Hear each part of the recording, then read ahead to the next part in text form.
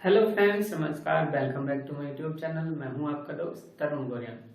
आज का हमारा topic first aid.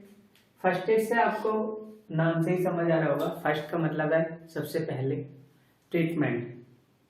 First of all यानी कि पेशेंट को प्रॉब्लम होने पर जो सबसे पहला उसका ट्रीटमेंट किया जाता है उसको कह सकते हैं फर्स्ट एड।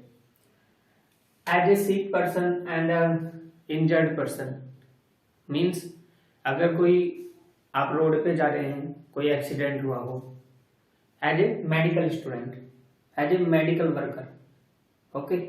अगर आप एक मेडिकल स्टूडेंट हैं या फिर आप प्रैक्टिसाइज हैं यानी कि प्रैक्टिस कर रहे हैं मेडिकल लाइन में, तो सबसे पहले फर्स्ट एड के बारे में आपको जानकारी होती ही होती है और होनी भी चाहिए। अगर आप मान लीजिए कि आप रोड पर जा रहे हैं, कोई रोड टाइम एक्सीडेंट हुआ हो, कोई पर्सन अचानक बेहोश हो जाए, घर पर, गांव में जहां आप रहते हैं उस कॉलोनी में अगर किसी पर्सन को अचानक बेहोश हो जाए, कोई ऐसी लाइफ थ्रेटनिंग कंडीशन हो जाए कि उसको फर्स्ट एड जरूरी हो, या फिर घर पर कोई ऐसी प्रॉब्लम, कोई कोई पर्सन इंजर्ड हो जाए, सीवियर इंजरी, नॉर्मल इंजरी भी हो सकती है, तो उसमें सबसे पहले क्या होता है कि फर्स्ट एड सबसे पहला ट्रीटमेंट। ओके, तो क्या है फर्स्ट एड? क्या है फर्स्ट एड? है इंजर्ड और sick patient has been practicised from ancient times, यानी कि फर्स्ट एड जो काफी पुराने टाइम से एक सिक पेशेंट पर्सन को या इंजर्ड पर्सन को ट्रीट करने के लिए यूज की जाने वाली एक टेक्निक है, जिसको सबसे पहले जर्मन सर्जन जनरल एस्मार्च, एक जर्मन सर्जन था जनरल एस्मार्च, जिसने इसका डेवलप यानी कि इसकी खोज की है 1858 में जर्मनी में ड्यूरिंग अ वॉर।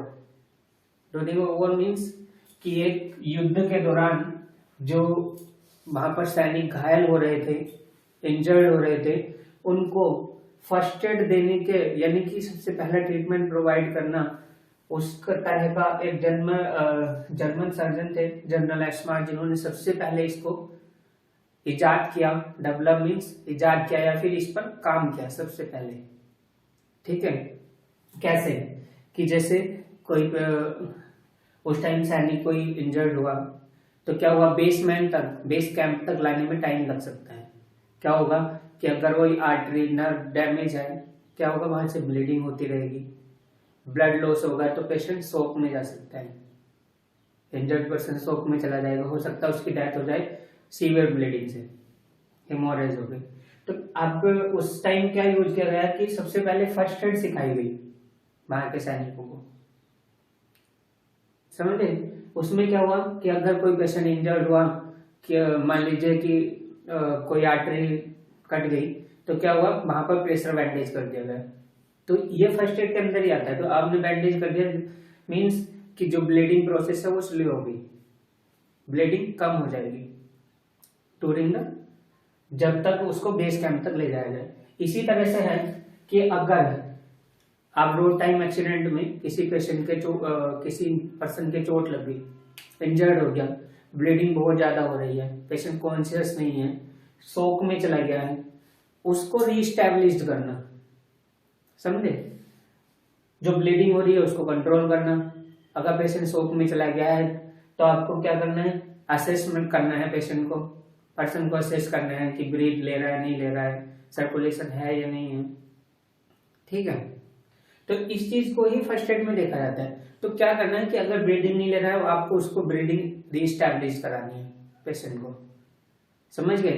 तो फर्स्ट एड में मेडिकल स्टूडेंट जितने भी होंगे या मेडिकल प्रैक्टिशनर जितने होंगे, उनमें फर्स्ट एड का महत्वपूर्ण रोल है कि अगर आप जा रहे हैं, आपके घर में, आपके पास में, आप एज ए पर्सन को लाइफ थ्रेटनिंग कंडीशन से रीस्टैब्लिश करा सकते हैं। ओके, तो 1858 में सबसे पहले इसका यूज किया गया था जर्मनी में एक वॉर के दौरान, एक युद्ध के दौरान। है क्या फर्स्ट एड? फर्स्ट एड है एक इमीडिएट ट्रीटमेंट। इमीडिएट मीन्स तुरंत, इंस्टेंट दिया जाने वाला treatment given to the ill और इंजर्ड पर्सन, इंजर्ड पर्सन कोई इंजरी होने पर या फिर severe illness as a life threatening condition you can give a immediate treatment to the ill person and the injured person. If यदि आप as a medical practitioner है तभी आपको पता होगा ना कि आपको करना किस तरह से है, या फिर आपने एज ए डिप्लोमा कर रखा हो गई फर्स्ट एड में इमरजेंसी में, तब आप इस चीज को कर सकते हैं। तो एक प्रैक्टिशनर होना जरूरी है, ठीक है, क्योंकि सही तरीके से रिस्टैब्लिश्ड कराना लाइफ थ्रेटनिंग कंडीशन से उबारना ये एक जो प्रैक्टिशनर होगा उसको अच्छे से आता है, ठीक है। तो it is given by any person, किसी पर्सन के द्वारा दिया जा सकता है who has the knowledge regarding first aid, जो कि फर्स्ट एड के रिगार्डिंग नॉलेज रखता हो। That clear? सो जो कि फर्स्ट एड के रिगार्डिंग नॉलेज रखता हो वो कोई भी पर्सन फर्स्ट एड दे सकता है to the sick person and the injured person. Okay, concept क्या क्या है फर्स्ट एड के, ठीक है। सबसे पहले क्या करना है, find out and rescue victims, है ना, इल पर्सन और the injured person. Victims means जिसके चोट लगी हो या जो कोई बीमार हो। ओके, तो सबसे पहले उसको खोजना, रेस्क्यू करना। रेस्क्यू मीन्स है कि अगर रोड टाइम एक्सीडेंट है और रोड पर पड़ा है तो उसको साइड में लाना, ठीक है। सबसे पहला काम तो वही करना है, आप बीच रोड में तो काम कर नहीं सकते ना, समझ गए। Evaluate victims to safe place, समझे, उसको एक सेफ प्लेस पे ले जाना, किसी पर्सन को, इंजर्ड पर्सन को सेफ प्लेस पे ले जाना मीन्स कि अगर ऐसी जगह पर है जहां पर आप काम नहीं कर सकते, as a road time in the mid road, then you can take the side. Okay, तो evaluate victims to safe place, या फिर कोई पेशेंट शॉक में हो तो आप उसको क्या, परेशानी हो रही है पेशेंट को इन द बंद कमरे में, ऐसा कह सकते हैं, तो क्या करना है, आपको बाहर लेके आना है पेशेंट को। सांस लेने में दिक्कत हो रही है, बाहर लेके आइए खुले में, थोड़ा उसको रिलीफ हो जाएगा, ठीक है। Provide first aid and medical transport, अगर रोड पर एक्सीडेंट हुआ है तो असेसमेंट से पहले या फिर असेसमेंट के दौरान आप किसी को कह सकते हैं कि ट्रांसपोर्ट अरेंज कराइए। ट्रांसपोर्ट का मीन्स होता है एज ए एम्बुलेंस और vehicle that can the patient go to the hospital, nearly hospital, ठीक है। ऐसा नहीं है कि आप कहीं कार्य कर रहे हैं और आपको अपने हॉस्पिटल में ले जाना, ऐसा नहीं है अलाउ। ये होता है कि most of the important to the near place where a hospital या फिर मेडिकल ट्रीटमेंट जल्दी से जल्दी प्रोवाइड हो सके। या नहीं कि आप कहीं काम करते हैं, आपका खुद का हॉस्पिटल है, आप वहां ले जाने में टाइम लग सकता है, तो आपको ये चीज भी ध्यान रखनी है कि उसको टाइमली सपोर्ट देना है, मेडिकल सपोर्ट टाइमली मिल जाना चाहिए। तो इस चीज का ध्यान रखना है कि मेडिकल ट्रांसपोर्टेशन दिलवाना है, लेकिन most of case the nearest. Is that clear? Treat the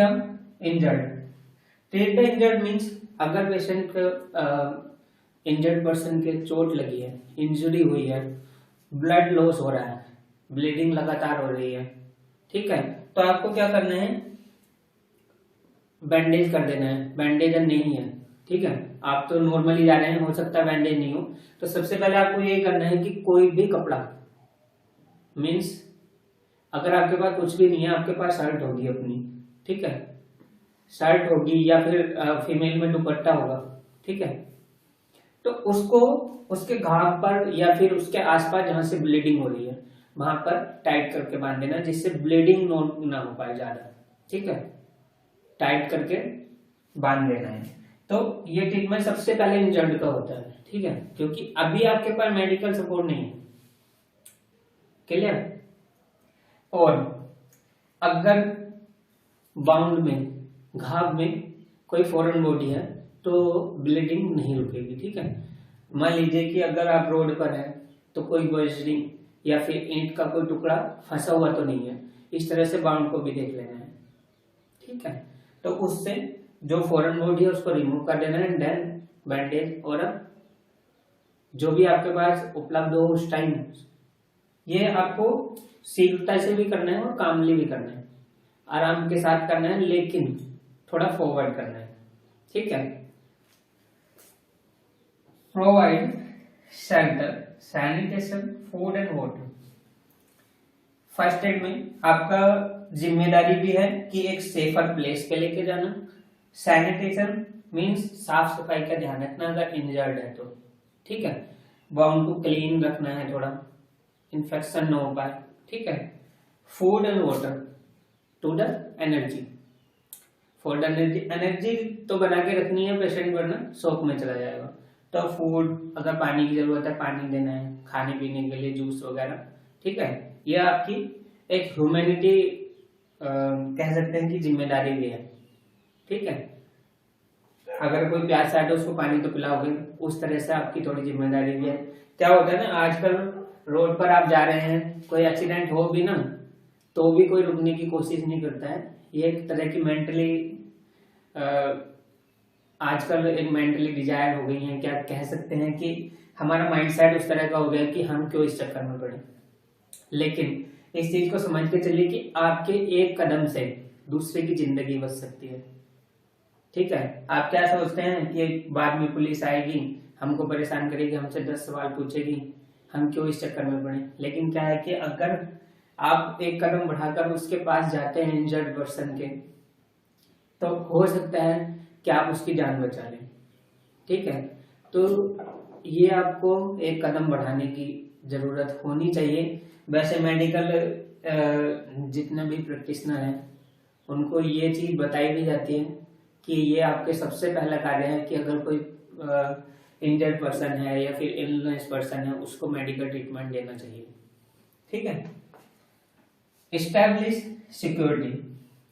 establish security means कि उस पेशेंट की सिक्योरिटी या फिर उस इंजर्ड पर्सन या इल पर्सन की सिक्योरिटी मीन्स कि आप उसका ध्यान रखें सही से, क्योंकि आप एक मेडिकल प्रैक्टिशनर, आपको अच्छे से आता है कि उसको डील कैसे करना है।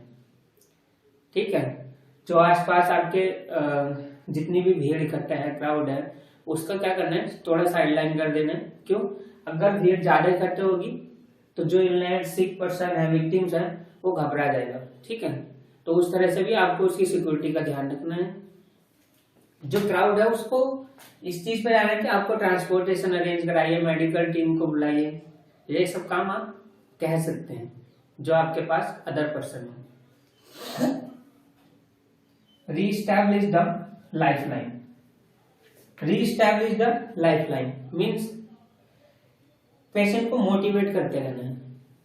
समझ गए, लाइफलाइन का मीन्स है कि आपको उसको जगा के ही रखना है। अगर पेशेंट इन द कंडीशन में है कि आपको उसकी लाइफ का ही ध्यान रखना है, समझे, कि लाइफलाइन कंटिन्यू होनी चाहिए। कि आपका मोस्ट ऑफ द केस यही है कि पेशेंट को रीस्टैब्लिश करना है, होश में लाने की कोशिश करनी है, असेसमेंट करना है, ब्रीदिंग है नहीं है, सर्कुलेशन है या नहीं है। ठीक है, तो इस चीज का आपको ध्यान रखना है। एयरवे देखना है पेशेंट का क्लीन है नहीं है, मीन्स कि आपको लाइफलाइन कंटिन्यू करनी है। Then plan for recovery and reconstruction. Plan for recovery and reconstruction means है कि पेशेंट को किस तरह से रिकवर करना है, रिकंस्ट्रक्शन किस तरह से करना है, इस चीज का प्लान करना है। ठीक है, कि अगर चोट लगी हुई है तो बाउंड को क्लीन करना है, ब्लीडिंग को रोकना है। ठीक है, अगर पेशेंट को ज्यादा बुखार है तो क्या कर सकते हैं, आप ठंडी पट्टी करा सकते हैं। ठीक है, वो आप देखना है। तो उस तरह से रिकंस्ट्रक्शन और रिकवरी की प्लानिंग करनी है।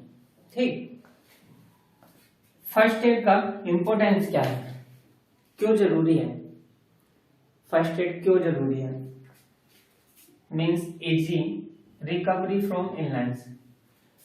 जो पेशेंट इलनेस है यानी कि बीमार है, उसकी रिकवरी में इजीनेस हो सकती है।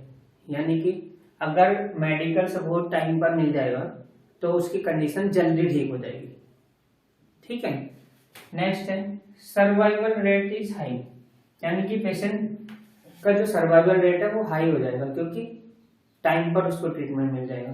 ठीक है, मोटिवेशनल थेरेपी हो सकती है, तो उस तरह से क्या होगा कि सर्वाइवल रेट आपका हाई हो जाएगा पेशेंट का। ठीक है, लाइफ सेविंग, ऑब्वियसली अगर टाइम पर सपोर्ट होगा तो most of the case life saving हो सकती है, आप उसकी जान बचा ही सकते हैं अगर ट्रीटमेंट टाइमली हो जाएगा।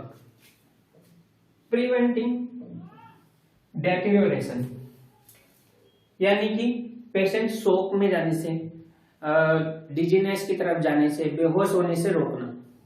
ठीक है, मोटिवेट कर सकते हैं आप पेशेंट को और जगा कर रखने की कोशिश कर सकते हैं। अगर ब्लीडिंग ज्यादा हो रही है उसकी वजह से शोक में चले जाए, या फिर क्राउड ज्यादा इकट्ठा हो गया उसको थोड़ा साइड में कर दीजिए। उससे क्या होगा कि पेशेंट की कंडीशन वर्स नहीं होगी, कंडीशन थोड़ी अच्छी होती चली जाएगी। ठीक है, इजी पेन, सबसे मोस्ट ऑफ द पार्ट है कि अगर दर्द ज्यादा हो रहा है पेशेंट को इंजुरी में, तो आपको उसको सेफर सिचुएशन देनी है, यानी कि पेनलेस सिचुएशन में करना है। उसकी जो बॉडी पोस्चर है उसको इस तरह से कर दीजिए कि उसको पेन ना हो। ठीक है, पेन मैनेजमेंट का ध्यान रखना है। So next, principle of first aid, यानी कि फर्स्ट एड के क्या क्या प्रिंसिपल्स हैं, या दूसरी भाषा में कह सकते हैं कि जो कि फर्स्ट एड दे रहा है उसके अंदर क्या क्या क्वालिटीज होनी चाहिए। समझे, तो उसके अंदर क्या क्या क्वालिटीज होनी चाहिए। फर्स्ट ऑफ ऑल तो एक्ट क्विकली बट क्वाइटली, समझे कि काम तो फास्ट फॉरवर्ड करना है लेकिन पेशेंस के साथ करना है, कामली करना है। ओके, ये नहीं कि आप जल्दी जल्दी तो कर रहे हैं, शीघ्रता से तो कर रहे हैं लेकिन ध्यान से नहीं कर रहे।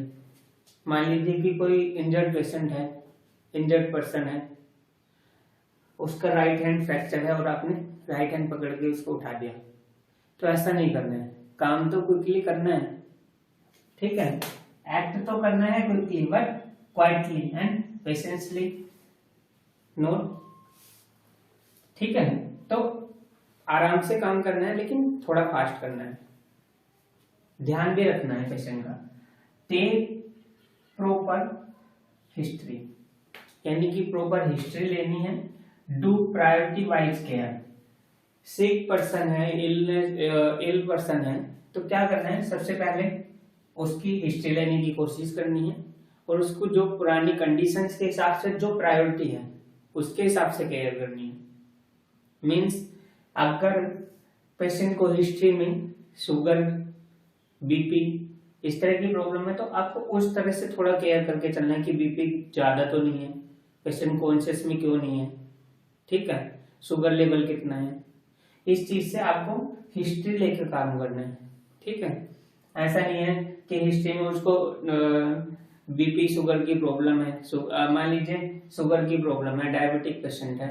ठीक है, और आप पेशेंट अनकॉन्शियस है, आपने D5, DNS, D25 इस तरह से अगर फ्लूइड चढ़ा दिया मान लीजिए, तो क्या होगा, already problem in the diabetic patient that you can take can't give the dextrose. Okay, तो इस तरह से आपको हिस्ट्री के हिसाब से भी थोड़ा पेशेंट को ध्यान देना है। Do not handle casualty in hurry and worry. ठीक है, in hurry and in worry आपको कैजुअलिटी हैंडल नहीं करनी है, समझ गए, चिंताग्रस्त में कैजुअलिटी में नहीं जाना है। In the free mind you can handle a casualty. Okay, next, check patient airway, breathing and circulation means ABC। इसका ध्यान रखना है कि सबसे पहले पेशेंट को एयरवे चेक करना है, ब्रीदिंग चेक करनी है और सर्कुलेशन चेक करना है। ठीक है, इंजर्ड पेशेंट है, शोक में है पेशेंट, ब्रीदिंग हैवी नहीं है, एयरवे की क्लीन है नहीं है, एयरवे साफ है, सर्कुलेशन मींस पल्स, सर्कुलेट हो रहा है, हार्ट पंप कर रहा है नहीं कर रहा है, ये आपको ध्यान देना है, ठीक है। गेन कॉन्फिडेंस ऑफ इंजर्ड, यानी कि जो पेशेंट बीमार है, इंजर्ड है, उसका कॉन्फिडेंस गेन करना है, ठीक है, मोटिवेट करना है पेशेंट को, ये आपका काम है। Work honestly and don't do any experiment, honesty के साथ काम करना है, वो कोई भी एक्सपेरिमेंट नहीं करना है कैजुअलिटी में, ठीक है। Casualty is not for the experiment, be calmly and work honestly, okay.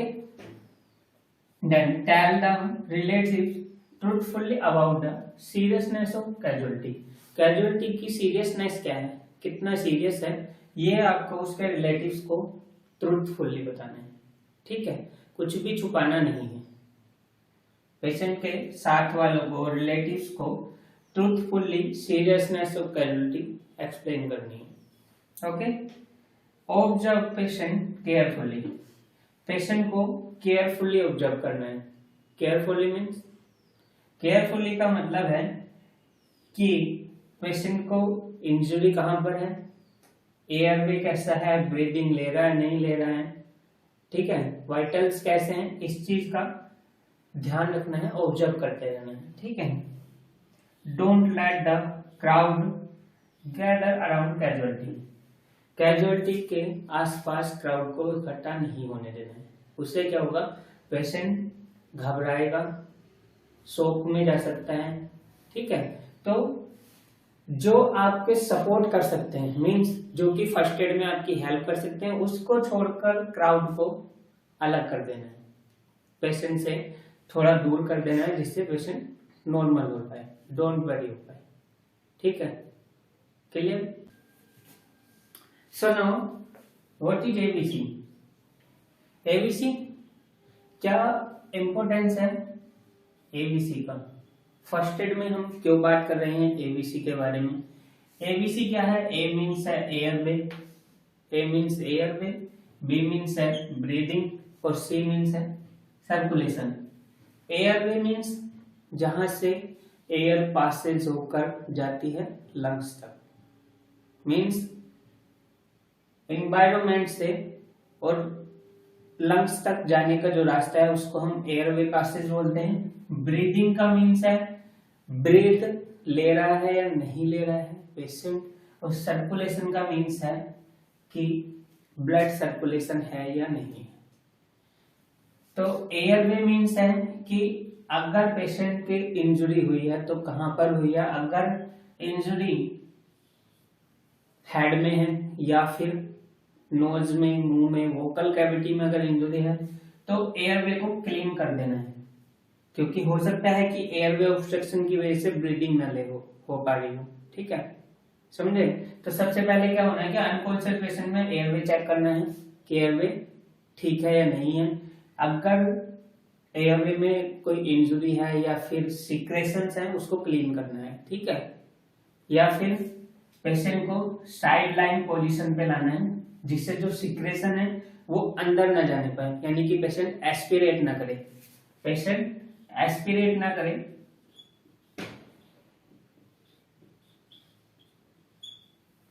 Aspirate ना करे patient secretion through the secretion.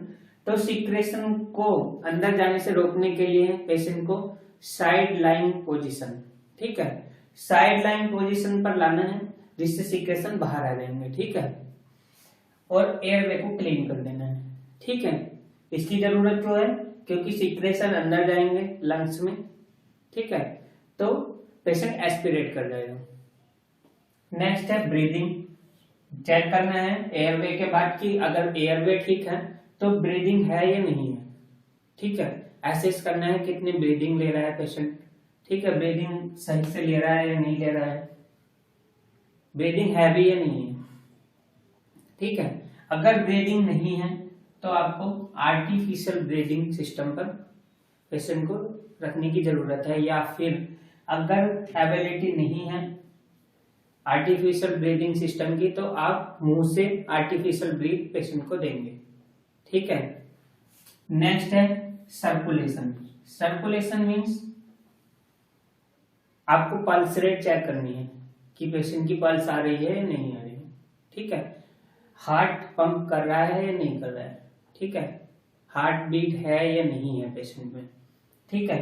तो सबसे पहले कहाँ चेक करते हैं आप, ये पल्स के अलग अलग साइड्स होती हैं कि कहाँ पर आपको पल्स चेक करनी है, रेडियल पल्स, ब्रेकियल या फिर टेम्पोरल, कौन सी आप अच्छे से कर सकते हो, ठीक है। सबसे पहले तो रेडियली चेक करते हैं, मींस जो रेडियस बोन पर होती है, रेडियल आर्टरी, उसको असिस्ट करते हैं, या फिर ब्रेकियल को, ठीक है। तो इस तरह से सर्कुलेशन चेक करना है। अगर सर्कुलेशन नहीं हो रहा है तो क्या करना है, चेस्ट कंप्रेशन करना है सर्कुलेशन को रिकंस्ट्रक्ट करने के लिए, ठीक है। ये जो एबीसी का पूरा सिस्टम है, इसको विस्तार से पढ़ने के लिए सीपीआर का पूरा सिस्टम है cardiopulmonary resuscitation if the patient is unconscious and the airway breathing and circulation is absent, okay. अगर एयर ब्रीदिंग और सर्कुलेशन एब्सेंट है तब हम सीपीआर देते हैं।